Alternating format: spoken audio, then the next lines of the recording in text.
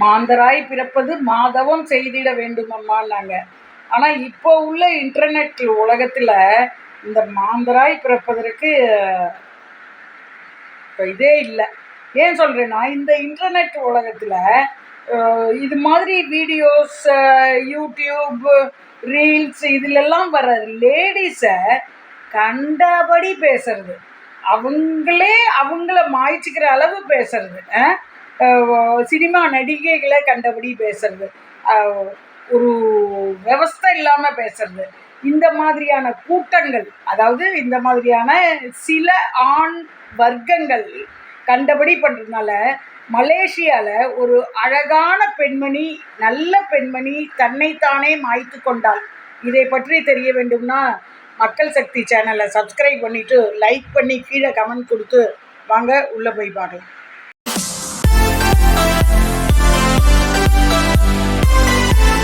மாந்தராய் பிறப்பதற்கு மாதவம் செய்திட வேண்டுமம்மான்னு ஒரு தேசிய கவிமணி விநாயகம் பிள்ளை ஒரு ஆண் தான் கூறியுள்ளார். அது ஆனால் இப்போ ஏன் அப்படி கூறினார்னாக்க, அந்த மாந்தரை அவ்வளவு கஷ்டப்படுத்துகிற அந்த மகளிர்களை அவ்வளவு கஷ்டப்பட்டு அவங்க வராங்க, அவ்வளவு கஷ்டப்படுத்துகிறாங்க.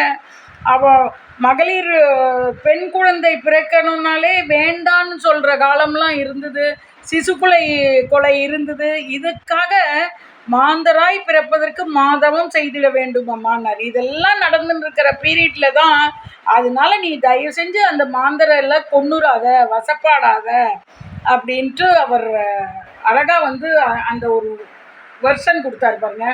நிச்சயமாக இதுக்கு இப்போ எதுக்கு இதை சொல்ல வரேன்னா, மகளிர்னாலே அப்படி கிள்ளு கீரை அப்படின்னு நினச்சிட்டு இருக்காங்க.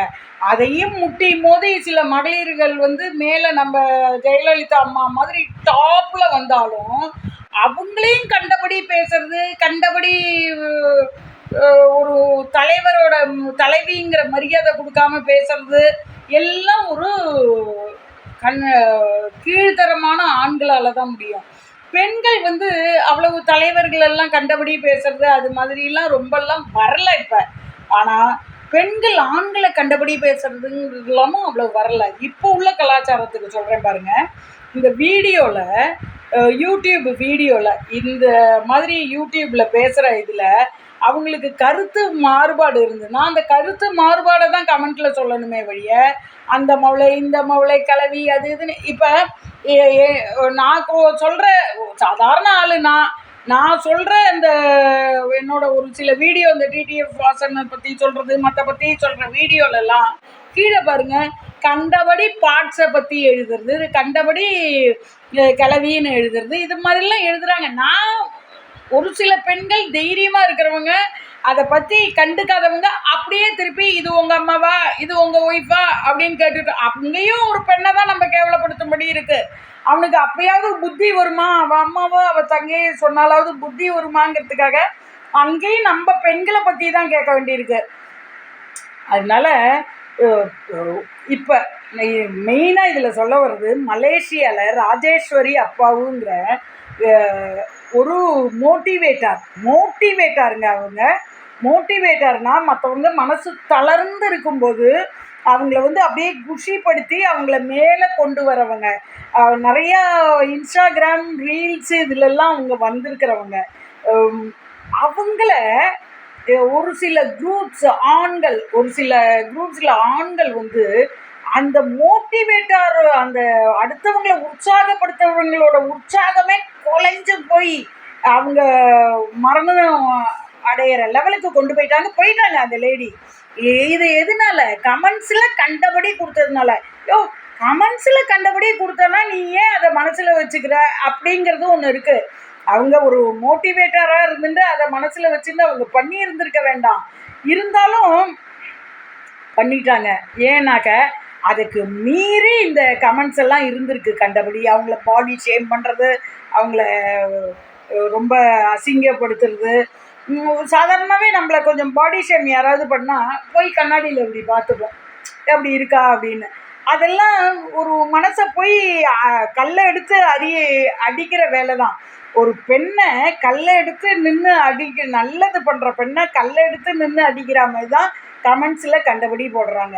அந்த ஆண்கள்லாம் உருப்பட மாட்டாங்க. அது அப்படி அதாவது மோசமான ஒரு பெண்ணை மோசமாக கமெண்ட்டு கொடுக்கறதும் தப்பு தாங்கிறது இந்த கர்நாடகாவில் ரேணுகாசாமிங்கிறவரை தர்ஷன் கொண்டான் பாருங்க.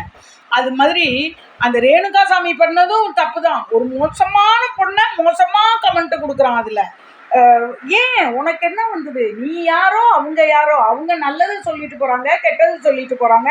அந்த கருத்து மாறுபாடு இருந்ததுன்னா அந்த கருத்து மாறுபாட்டுக்கு மட்டும் நீ கீழே பதிலை கொடு.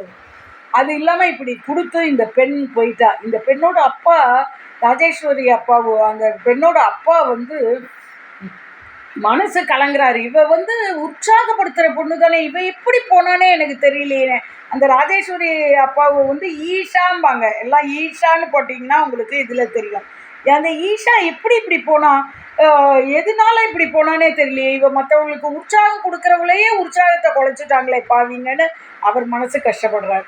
இதோட என்னன்னாக்க, இந்த பெண்மணி சாகிறதுக்கு ஒரு 3 நாளைக்கு முன்னாடி போய் ஒரு 3 பேர் மேலே கம்ப்ளைண்ட் கொடுத்துருக்கான்.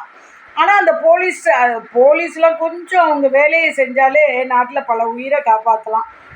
அது ஒரு தனி டாக்கு வச்சுக்கலாம். போலீஸ் வந்து அவங்க வாங்குகிற சம்பளத்துக்கு எக்ஸ்ட்ராவாக செய்ய வேண்டாம், வாங்குகிற சம்பளத்துக்கு உரிய வேலையை செஞ்சாலே பல உயிர்களை காப்பாற்றிருக்கலாம்.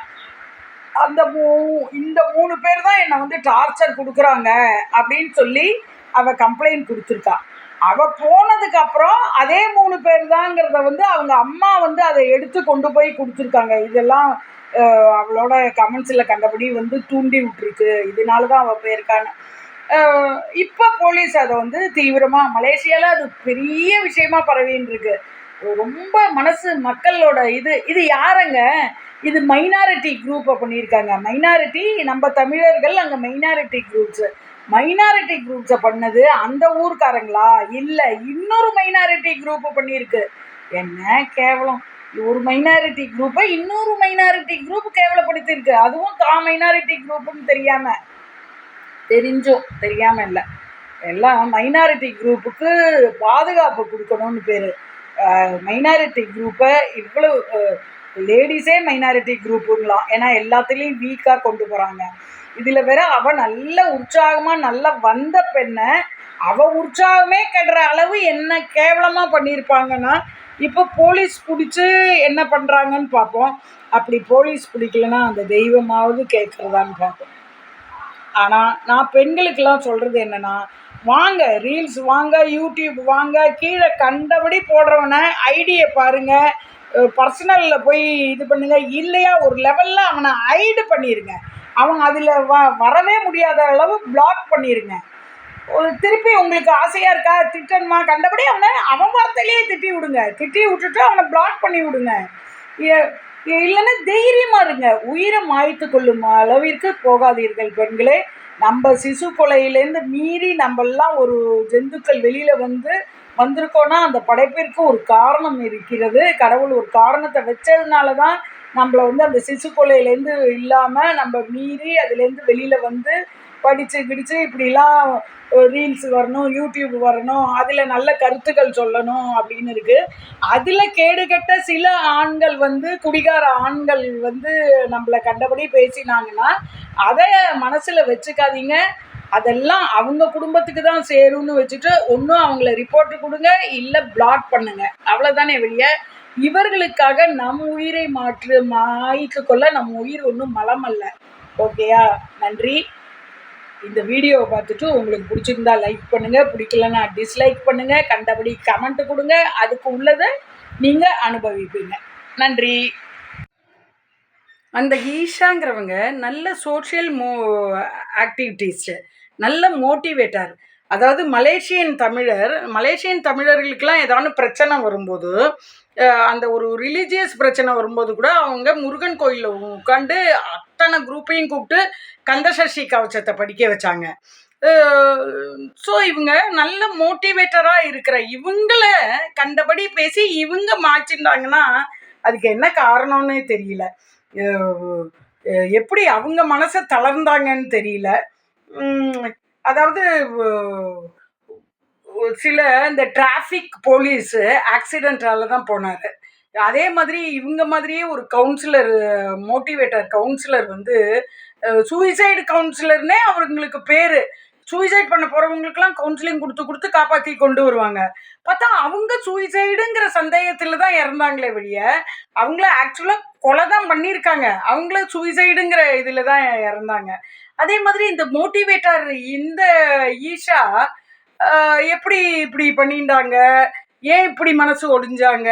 அப்படி என்ன வார்த்தைகள் அவங்கள தாக்கித்துன்னுலாம் தெரியல. ஆனா அந்த வார்த்தைகள் தாக்கி தான் அவங்க உயிர போக்கின்னு இருக்காங்க.